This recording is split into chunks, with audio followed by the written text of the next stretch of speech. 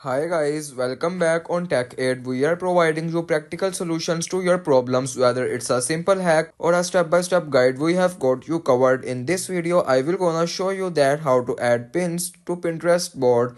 First of all, you can open the Pinterest application. I can already open the app. After opening the app, you can now select the content that you add pin to Pinterest board. I can select this pin, and after selecting the pin, you can now just simply scroll down, and here you can see the option save at the bottom right corner of the post. Tap on save, and here you can just simply see the option select to create a new board, or you can now tap on create board at the bottom left corner of the screen, and after this you can now write the board name, and after this you can now tap on create, and it is the way you can add pins to Pinterest board. If you want to keep your online activity private and access to restricted contents like I do, trying using a VPN. It's secure, easy to use, and makes the browsing safer. The link to buy is in the description below. If this tutorial helped, don't forget to like the video and subscribe for more practical solutions. Got questions or need extra help, drop a comment below and we will be happy to assist. See you in the next one. Thanks for watching.